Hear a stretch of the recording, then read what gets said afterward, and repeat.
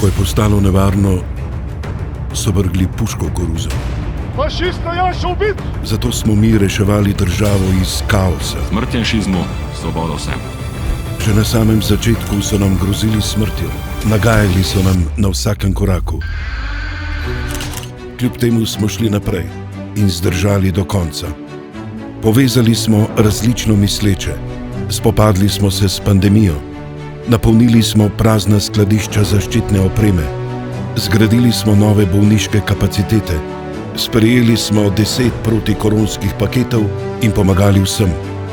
V spopadu s posledicami epidemije smo končali med zmagovalci. Za Slovenijo smo izpogajali 12 milijard za okrevanje in razvoj.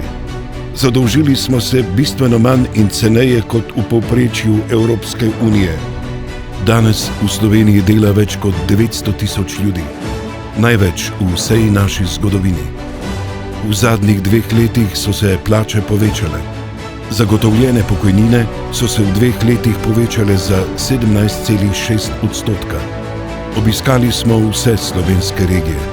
Dokončanih, v izgradnji in odobrenih je preko 1000 razvojnih projektov v vseh slovenskih občinah, kar je največ od vseh dosedanjih vladnih mandatov.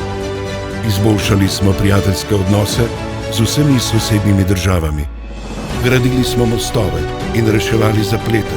Der slowenische Ministerpräsident Janez Janša hat noch einmal sehr appelliert, an alle daran zu arbeiten, einen Kompromiss zu finden, was natürlich auch im Interesse der deutschen Ratspräsidentschaft ist. Vodenje sveta EU smo opravili z odliko. I would like to start by thanking the Slovenian presidency. Congratulations, dear Slovenian friends! First of all, I also want to thank you, dear Janez, for the excellent cooperation during your presidency.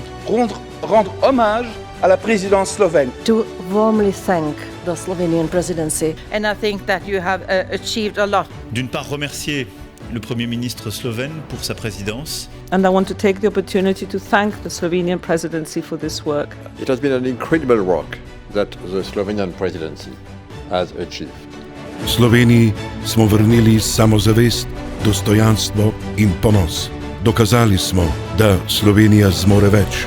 Dokazali smo, da imamo Slovenijo v srcu. Kljub vsemu smo šli naprej in zdržali do konca. Dokazali smo, da skupaj zmoremo več. Zato bomo tudi jutri skupaj gradili Slovenijo.